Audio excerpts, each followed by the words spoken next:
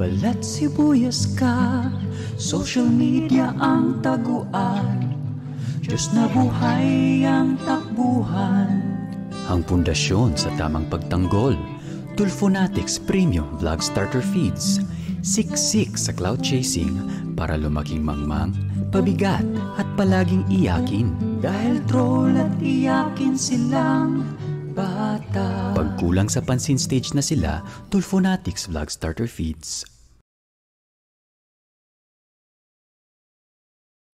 Yun, magandang araw mga master at welcome sa ating YouTube channel. Ngayon ay panoorin at reactionan natin tong video ni Atty. Claire Castro. Ang title ng kanyang video ay Senador Raffy Tulfo, Conflict of Interest. Di nakaw ng pera pero nakaw ng oras. Magnanakaw pa rin? Patanong yan. O, ito mga Tulfonatics, no? Bago tayo magsimula mga master, no? Tanungin lang muna natin yung mga Tulfonatics. Kung yung ilabas natin si Raffy Tulfo dito, ilabas natin si Raffy Tulfo. Walang Raffy Tulfo dito, mga Tulfonatics, sa tanong na to. Para ano lang, no? Para mapaisip naman kayo, di ba? Kasi kung kasali lagi si Raffy Tulfo, syempre magiging bias na kayo, no? Bias na kaagad yan. O ano naman yung maging bias, no? Pero pakita lang natin kung tama pa ba yung pagiging bias. Okay? Ito, tanong mga Tulfonatics. Kunyari, di ba, may isang politiko. Hindi ito si Raffy Tulfo, ha? May isang politiko. Hindi siya nagnanakaw or hindi siya nangungurap ng pera. Wala siyang kinukuha ng pera kasi mayaman na siya, hindi naman niya kailangan yun. Okay, di ba? Hindi siya nangungurap ng pera. Pero ito naman ang ginagawa niya. Hindi nga siya nagngungurap, hindi nga siya nagnanakaw ng pera, pero iba naman yung kinukurap niya. Ano ang kinukurap niya? Yung oras niya sa kanyang trabaho.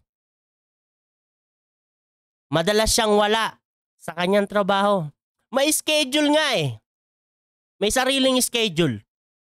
O ito ang tanong. Hindi siya nangungurap ng pera ha. Pero ang kinukurap niya yung oras niya ha. Ito ang tanong. Magnanakaw pa rin ba yun?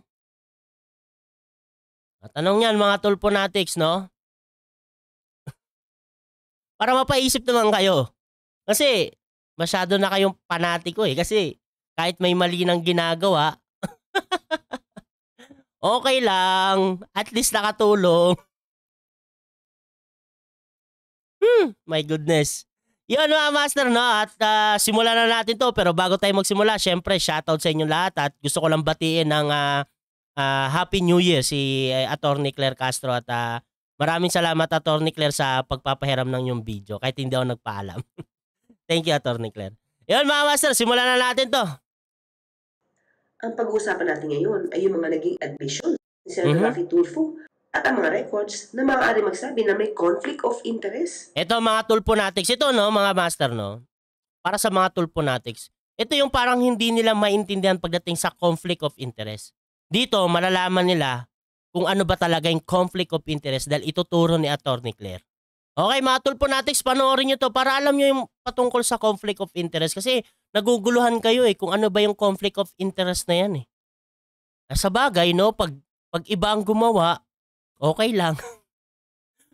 Ay, pag iba ang gumawa, hindi yun okay. Pag si Raffy Tulfo, okay lang sa inyo. Di ba ganun kayo Tulfonatics? Pag si Raffy Tulfo, sinisita, hindi pwede. Pero pag si Raffy Tulfo ang naninita, okay yan, idol. Tama yan, tama lang yan. Putik yan. Sa kanyang pagiging senador at sa kanyang pag-host. Ang pagpapatuloy ni Senator Raffy Tulfo sa pag-host sa RTIA habang siya ay kasalukuyang senador or public servant ay masasabing may conflict of interest. Ang unang pag-amin ni Senator Raffy Tulfo na ang may-ari ng mga videos na ina-upload sa RTIA ay pag-aari ng RTIA Foundation. Kaya yung mga YouTube channel at FB account na may income ay pag-aari ng RTIA Foundation. Ang RTI Foundation ay pag-aari naman nila. Si Senator Raffy Tulfo bilang President at si Congresswoman Jocelyn naman ay ang Treasurer. Mga Tulfonatics, panoorin nyo ulit. Foundation. Ang RTI Foundation ay pag-aari naman nila. Mhm. Si Senator Raffy Tulfo bilang President at si Congresswoman Jocelyn naman ay ang Treasurer. Inamin naman si Senator Presidente si Raffy Tulfo, treasurer. Yung asawa niya, si Jocelyn. Raffy Tulfo yung kanyang setup. Happy naman daw siya. Mondays to Wednesdays, sa Senado siya. Thursdays to Fridays, sa radyo siya. Ang galing. Pakiulit ka, Atty. Claire, kasi parang hindi yata narinig ng mga Tulfonatics. Pakiulit, Atty. Claire. Wednesdays naman, si Senator Raffy Tulfo yung kanyang setup. Happy naman daw siya. Aha. Mondays Happy si Raffy Tulfo. Happy si Raffy Tulfo. to Wednesdays, sa Senado siya. Monday to Wednesday, sa Senado si Raffy Tulfo. Ang galing! Ang nag-iisang senador na may sariling schedule. Putik yan. Monday to Wednesday lang. Monday to Wednesday lang magtatrabaho si Raffy Tulfo sa Senado. Ang galing talaga. My goodness. Thursdays to Fridays, sa radyo siya. Thursdays to Friday, ilang araw yon? Dalawang araw, no? Dalawang araw. Ang galing. Yung Thursday to Friday kaya, no? Boss kaya sa sahod ni Raffy Tulfo yun bilang senador. Kasi wala naman siya sa Senado, eh. Di naman siya nagtatrabaho, di ba? Dapat wala siya yun. Dapat kaltas yun, di ba? Kasi no work, no pay. Dapat.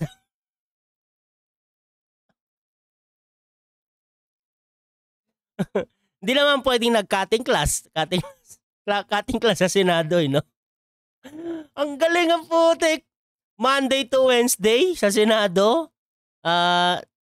Thursday to Friday sa RTIA. Putik yan, may sariling schedule.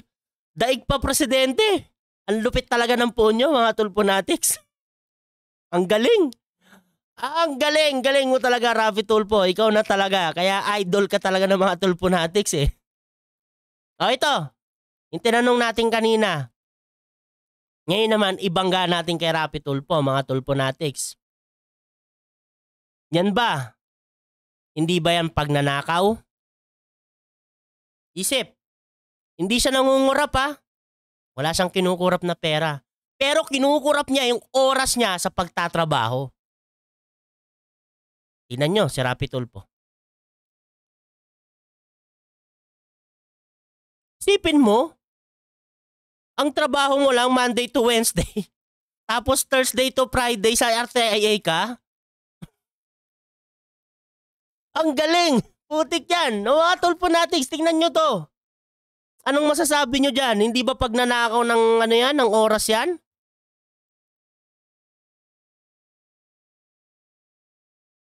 Isip, mga Tulfonatics. Happy ako sa pagiging isang senador. Nagagawa ko yung gusto ko. Happy siya sa pagiging senador niya dahil nagagawa niya kung ano yung gusto niya. Nagagawa naman talaga ni Raffy Tulfo. Isipin mo, may sariling ang schedule.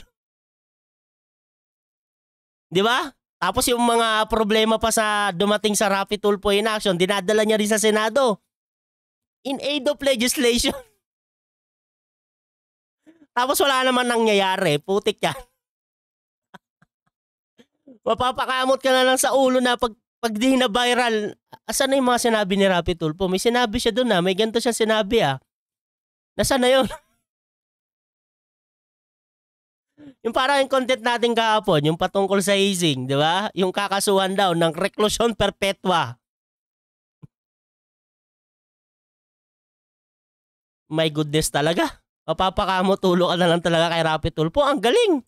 Kasi Monday to Wednesday sa Senado and then Thursday and Friday dito ko sa radyo. Oo. Thursday and Friday dito ko sa radyo. Si Raffy Tulfo mismo ang nagsabi Hindi fake news yan, mga Tulfonatics. Baka sabihin nyo, fake news na naman. Si Raffy Tulfo mismo ang nagsabi. Ulitin pa natin para baka di nyo narinig Happy ako. Sa Senado siya. Isang senador. Nagagawa ko yung gusto ko. Kasi Monday to Wednesday sa Senado and then Monday to Wednesday sa Senado daw. Thursday and Friday dito ko sa radyo. Si Raffy Tulfo mismo ang nagsabi. Hindi ang fake news, mga Tulfonatics. Ang galing. Si Rapi Tulfo lang may sariling schedule. Daig pa, presidente ni Rapi Tulfo. Putik yan. Yung presidente natin pupunta-punta sa ibang bansa para makakuha ng investment, no? Makakuha na mag-aano sa atin, sa bansa natin, magninegosyo. Bibigay ng pera. Si Rapi Tulfo, Monday to Wednesday lang trabaho. Tapos RTIA na. Tuesday to Friday. Ang galing talaga ni Rapi Tulfo. Daig pa, presidente. Oh my goodness talaga. Thursday and Friday, ito po sa radyo. Aha. Paano ba dapat magtrabaho ang isang public servant? Mondays to Wednesdays lang ba? Hindi niya maaaring sabihin na nagtatrabaho siya sa gobyerno ng Thursdays and Fridays. Hindi, baka mamaya, Atty. Claire, yung Thursday, Friday na yon, baka nag-half day siya sa Senado. Hindi, wala yun. Pero ano ko lang, baka ganun, no? Baka lang naman na half day, nagtrabaho pa rin, half day nga lang. Pagtanggol si Rapi Tulfo, pagtanggol. Ang galing no? Lupit talaga ni Idol. Dahil ang pinupuntahan niya ay ang sarili niyang programa. Tama. Di ba? Pinakita naman ni Atty. Claire kanina, presidente si Rapi Tulfo, di ba? Doon. Ng sarili nilang foundation. Tama. Foundation na pribado. Hindi ba yan conflict of interest, mga Tulfonatics? Hindi parte ng gobyerno. Foundation na bawat video at pagpoprograma ay may kinikita sa YouTube o sa Facebook account nila. Sa tuwing mag-ho-host siya sa programang RTIA, sinasabi nga niya tuwing Huwebes at Biyernes. At minsan ay may special occasions pa. Habang siya ay nag-host ay kumikita siya. May special occasions pa. Parang yung maleta ba yan? Atty. Claire. Special occasions. Hindi, wala yun. Kaya napupunta si Rapi Tulfo pag mga special occasions. Ganun ba yun? Ay, nako. Problema. At minsan ay may special occasions pa. Habang siya ay nag-host ay kumikita siya. At kumikita ang kanyang programa na kita ng RTIA Foundation na pag-aari din nila. Kita ng RTIA na pagmamay-ari din ni Rapi Tulfo. Ayan mga Tulfonatics. Tignan nyo kung hindi ba yan conflict of interest.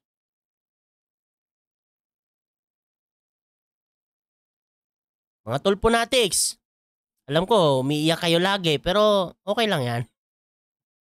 Iyak lang kayo hanggat hindi kayo nakakita ng tama sa mali. Iiyak lang kayo ng iiyak. Pero pag naunawaan nyo na yung mga bagay, nakita nyo na yung mali sa tama, titigil na kayo sa kakaiyak. Kumikita siya habang nag-host siya. And pagsamahin na rin po yung kinikita ko sa TV5, Anchor, commercial endorsement. Pati na po yung premium ko, yung mga minuto na binigay sa akin ng TV5 para may benta ko at akin yung benta. Samahin yun. Pero at the same time, sinusweldohan siya. Di ba dapat na yan? Bawas. Dapat special si Rapi Tulfo. Ang gawin kay Rapi Tulfo, totally, wala naman siya ng Webes saka Friday. Ikaltas na yun, di ba? I-divide na yun. Ilang araw yun? Ilang araw ba ng Webes and Friday sa isang buwan? Mga nasa 10, no? 10 or 12 na mga ganyan. Basta dyan naglalaro kasi 5 or 4 sa isang buwan, di ba? Na linggo. Okay, di merong Thursday, Friday, mga ganon. Palagay natin 10, no? 10 or 8, 7. Ay, hindi, malabo yung 7. 9, di ba? Parang ganon. 10 or 9 or 11. Yan, bigay natin, no? Ibawas yon yung araw na yon kay Rapi Tulfo sa sahod niya per month, di ba? Magkano ba si Rapi Tulfo per day? Yun, ikaltas. ibigay sa sa direkta na sa mga pobreng mahihirap, no? Na laging ginagamit ni Rapi Tulfo. Yung salitang pobreng mahihirap, putik yan. No, pwede no. Magpetisyon tayo, no? Pwede ba yan? Magpetisyon tayo? Kasi tayo naman yung nagpapasahod sa kanya eh. Sabihin na nga natin na hindi niya na kailangan ng sahod yan sa sobrang laki kasi ng, di ba? Pera ni Rapi Tulfo, milyonaryo na. Di ba? Hindi niya na talaga sobrang kailangan yan. Eh, my goodness talaga. Ano na lang, no? I-cut na lang yun. Putulin, na lang. Ibawas na, kaltas na yung mga araw na wala siya. Huwebes and Friday, magkano din yun, di ba? Magkano ba per day ni Rapi Tulfo? Magkano din yun sa isang buwan? Malaki din. Oh my goodness, mga Tulfonatics. Tignan nyo mabuti yung phone nyo. Ang galing. Putik yan. Yan yung hindi nyo nakikita. Tapos kami pa yung masama na pumupuna sa kanya sa ganyang ginagawa niya. Ang galing lang, Bilang senador, sa mga araw na ito. Hindi ba conflict of interest iyon? Di ba ito isang klase ng korupsyon? Tulfonatics, hindi ba yan isang klase ng korupsyon? Sabi ko nga, ilabas natin si Rapi Tulfo, yung tanong ko kanina, hindi ba klase yun ng korupsyon? O hindi ba yung pagnanakaw? Tapos nga, ibangga na natin kay Rapi Tulfo. Total eh. Siya naman talaga.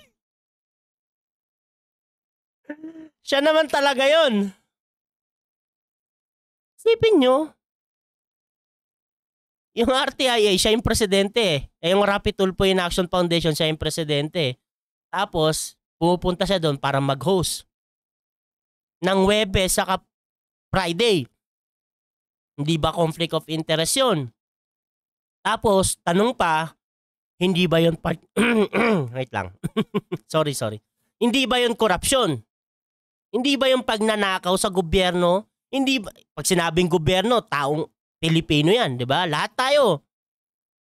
Di ba? Hindi ba pagnanakaw yun sa kapwa mo Pilipino? Ikaw ay isang public servant. Di ba? Senador pa. Tapos ganyan yung ginagawa mo. Dahil okay lang sa mga Tulfonatics. Sabi ko nga, public servant. Di ba? Pagmamay-ari ng bawat Pilipino. Hindi lang kayo mga Tulfonatics. Di ba? Kung sa inyo okay yan, sa amin hindi. Kaya namin kinikriticize si Rapi Tulfo. Gets nyo na mga Tulfonatics? Hindi ka nga nagnanakaw ng pera ng bayan, nagnanakaw ka naman ng oras na dapat ilaan mo sa pagsisilbi sa bayan. Tama, attorney. I-equate natin dito ang napakahalagang kasabihang time is gold. Hindi alam ng mga Tulfonatics ang time is gold na yan eh. Ay hindi, alam nila. Kasi pag iba yung gumagawa ng ganyang bagay, bawal yan. Pag si Rapi Tulfo ang gumagawa, okay lang. Di ba mga Tulfonatics? Di ba? Tama ako. Time is gold. Pero para kay Rapi Tulfo,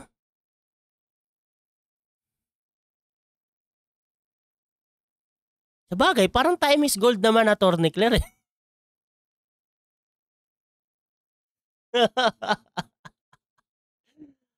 Gold na gold. Sipin mo, napakasipag ni Rapi Tulfo. Pinagsasabay niya yung dalawang trabaho niya sa iisang araw.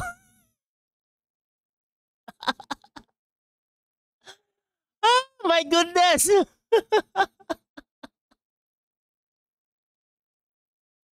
Pinagsasabay ni Rapi Tulfo ang sipag. Time is gold.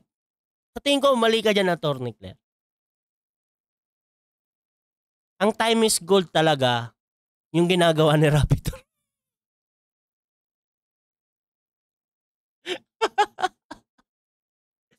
Sipin mo, pinagsasabay niya sa isang araw yung dalawang trabaho. Time is gold.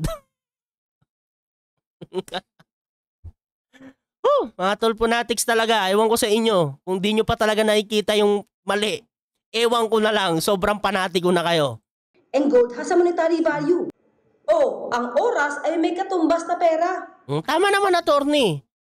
Yung oras, may katumbas na pera. Si Rapi Tulfo, dinoble niya lang.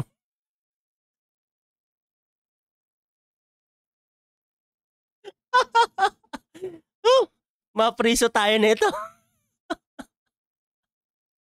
Dinoble lang ni Rapi Tulfo, Attorney Claire. Kasi kay Rapi Tulfo, yung isang araw na yon, doble yung pera. Isipin mo, meron na sa Rapi Tulfo in action, meron pa sa Senado, di ba? My goodness, talaga, Attorney Claire. Ito yung hindi nakikita ng mga Tulponatics. Hindi sila marunong magganyan eh. Basta pag nakita nilang si Rapi Tulfo, okay lang yan. May value ito. Kaya pag nagsasayang kayo ng oras, nagsasayang din kayo ng pera o kaya nilulustay ninyo ang pera ng taong bayan. At pag nagnakaw naman kayo ng oras, nagnanakaw din kayo ng pera ng taong bayan dahil time is gold, ika nga natin. Yun naman yung punto ni Attorney Claire, di ba? Ang pinupunto ko naman yung kinita ni Rapi Tulfo, di ba? Pero ang ano kay Attorney Claire, di ba, yung pinakita ni Attorney Claire, tayo yung ninanakawan ni Rapi Tulfo. Bakit? Kasi niya, kinukuha niya yung oras niya, di ba, na dapat binabayaran natin siya ng tama. Di ba, binabayaran naman natin ng tama si Rapi Tulfo. Pero yung trabaho niya, hindi niya ginagawa ng tama. Kasi nga, nagnanakaw siya ng oras. Di ba? Sinong ninanakawan ni Rapi Tulfo? Tayo. Yun yung hindi nyo nakikita, mga Tulponatics. Na dapat buksan nyo naman yung mata nyo. Masyado na, ano ba yung blindfold nyo? Dark na dark? No, di ba? Grabe lang, no, na hindi nila napapansin yung ginagawa ni Rapi Tulfo, na hindi nila nakikita na ninanakawan na tayo ni Rapi Tulfo. Dahil tama naman yung pinapasahod natin sa kanya. Tama naman yung sahod niya. Di naman natin kinakaltasan. Di ba? Tayo nagpapasahod kay Rapi Tulfo. Hindi lang kayo mga Tulponatics, ha? Tayo, mga Pilipino. Di ba? Tapos ganyan, ninanakaw yung oras. Sipin mo Monday to Wednesday lang siya magtatrabaho sa Senado. Masaya pa nga si Rapi Tulfo bilang senador Kasi nga nagagawa niya yung gusto niya. O Thursday, Friday, sa Rapi Tulfo in action naman siya. Conflict of interest pa. Mga Tulponatics, mag-isip nga kayo. Ang galing ng phone nyo, di ba? To the moon. My goodness. Short change nyo ang taong bayan sa ginagawa nyong pagnanakaw ng oras. Tapos niyan, pinapasweldo pa kayo ng taong bayan sa ginagawa nyong pagbumoonlighting. Constituency work?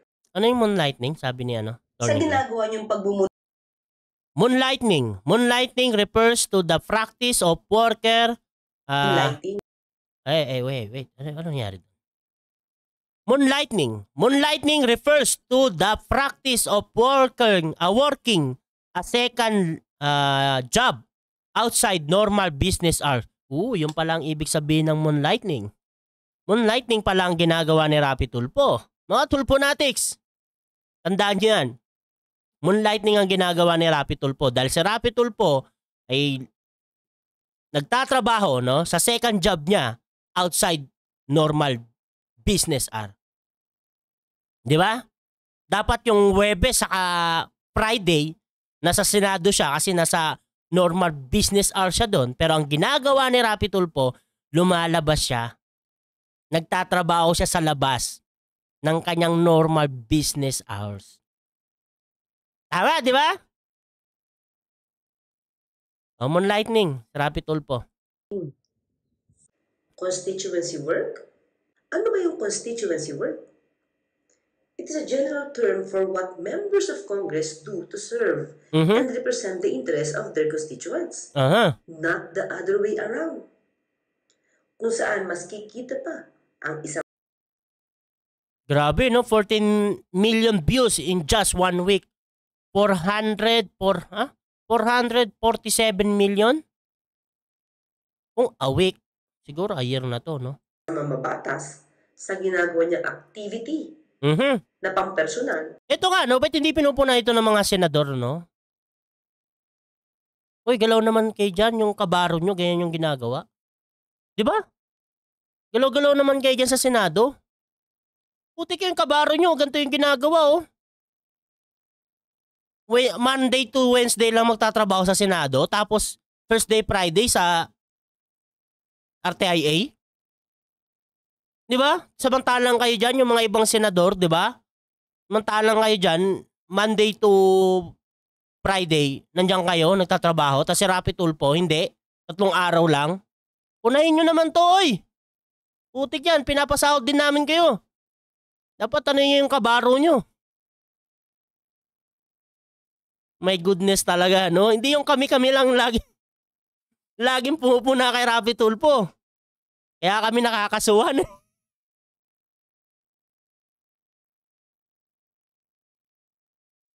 Kaya kami nakakasuhan eh. Wala pa naman. Wag naman, putik yan. Wag naman. Pero galaw-galaw din kayo, no? Yung mga senador dyan, galaw-galaw din kayo. Punahin nyo naman si Rapi Tulfo. Yung kabaro nyo, ganyan ginagawa, oh. Putik yan. Di ba? Nakikita na kayong mali din, hindi nyo pinupuna. Punahin nyo din. Kumpara sa gagawin niya, pagtulong. Pagtulong. Pero triple naman daw ang balik ng kita. Oh. Ito rin yung madalas banat ng mga tulponatics, no? Di ba? Pagtulong. At least daw nakatulong. Pero sabi, oh, triple daw yung balik. Oh. Na ginagawa sa isang programa. Maituturing bang constituency work iyon?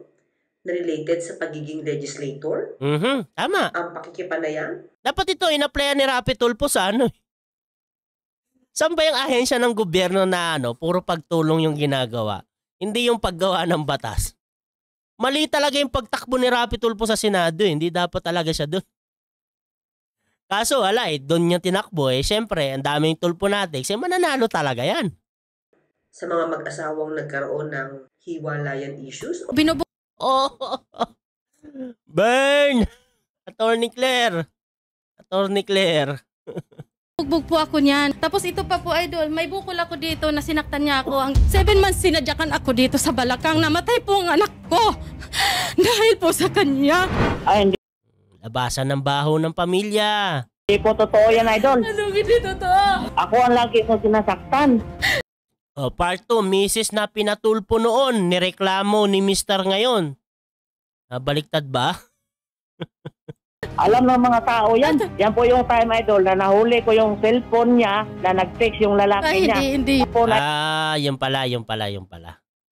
Labasan na talaga ng baho. Mga tulponatics, kung gusto nyo mapahiya, punta kayo kay Rapi Tulfo. Maglabasan kayo ng baho nyo doon. Idol, binasag niya para wala na akong hawak na ebidensya. So doon papasok ang issue ng conflict of interest. Paano nga bang dinefine ang conflict of interest? Ito mga tulponatics, conflict of interest, i-define ni Attorney Claire. Makinig kayo ha, para alam nyo na kung ano yung conflict of interest. Sa RA number 6713. Ito. Republic Act number 6713. Conflict of interest arises when a public official or employee is a member of a board, an officer, or a substantial stakeholder. Si Rapi Tulfo ba? Sorry. Busog ako eh. Si Rapi Tulfo ba member ng board? Mga tulponatics. May pinakita si Attorney Claire. Di ba? Si Rapi Tulfo ba member ng board? Holder of a private corporation or owner or has a substantial interest in a business and the interest of such corporation or business or his rights or duties therein may be affected by the faithful performance of official duty. Siguro kung hindi pumasok bilang public servant sina Senator Raffy Tulfo at Congresswoman Jocelyn Tulfo, hindi naman kasi magiging question. Wala naman talaga tayong question doon, no? Kunyari, hindi sila public servant. Hindi senador itong si Raffy Tulfo, tsaka yung asawa niya, hindi rin public servant. Hindi wala na tayong problema. Di ba dapat? Kaso pumasok sila sa politika eh. Di ba mga Tulfonatics?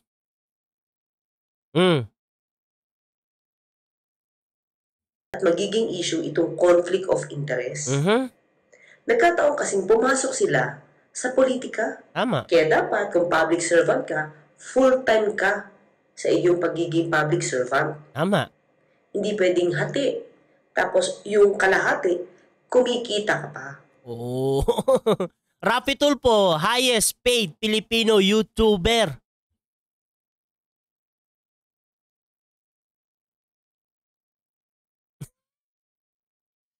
Ay nako, kaya kayo mga Tulfonatics, gusto nyo maambunan ng ayuda ni Raffy Tulfo eh.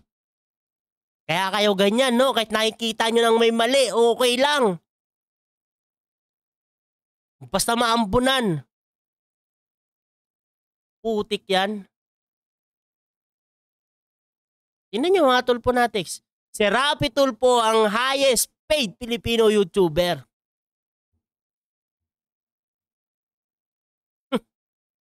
Kumikita pa yung sarili mong kumpanya or foundation. Wait, what? Kayo style. Wait, what?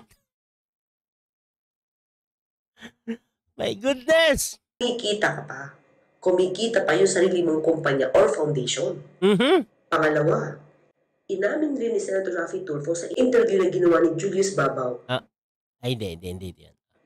At inulit pa niya sa interview ni Richard Hiderian na nagagamit niya ang posisyon niya bilang senador para sa programa niyang RTIA. Ngayon na senador ako, mas madali ako makipag-ugnayan sa mga kinaukulan. Totoo naman talaga, di ba? Ilang beses naman kaya nga, parang ito yung, correct me if I'm wrong hindi ko kasi gano'ng tinatanggadan. Nakakalimutan ko kasi yung mga ni Raffy Tulfo, no, na may pangako daw siya, di ba, kasi kaya siya tumakbo dahil doon sa pangako niya na dadalhin niya sa Senado yung mga problema na hindi niya masolusyonan sa Raffy Tulfo in action. Correct me if I'm wrong kung sakto ba yung words na pagkakasabi ko. Di ba may ganong sinabi si Raffy Tulfo? Di ba? Correct me na yung saktong-saktong word. Di ba? Kaya ginagawa niya pa rin kahit hindi maganda. Di ba? Kasi yun daw yung pangako niya. Mas pinakikinggan ako. Tinatanggap agad yung tawag ko, sinasagot. Unlike before, nung ako yung regular simple broadcaster lamang, kuminsan binabagsakan pa ako ng telepono. Meron tayong proseso.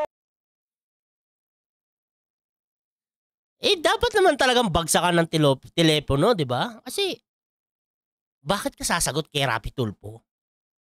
Kahit nga senador na si Raffy Tulfo, bakit kailangan ka sumagot sa kanya? Di ba? Unang-una, ano bang maitutulong ni Raffy Tulfo sa kaso? Siya nga Di ba? Nagkaso sa small vlogger. Dinaan niya, di ba, sa due process, hindi niya dinaan sa Tulfo brand of justice. O tapos sasagot ka sa tawag nila? For what? Di ba? Isip lang. Di ba? Kunting isip lang. Anong maitutulong? Siya nga mismo hindi siya lumalapit sa proseso niya. Di ba? Sa Tulfo brand of justice, hindi siya lumalapit doon. Dinaan niya sa tamang proseso. Tapos sasagot ka sa kanila pag may problema? Anong maitutulong nila? Di ba? Isip lang mga Tulfonatics putik yan O ito yung isa rin sa mga epic video ni Raffy Tulfo, itong sinabi ni Aiden. Mr. Tulfo. A crime was committed, then you are responsible to... Ito, tinuturuan ni Aiden.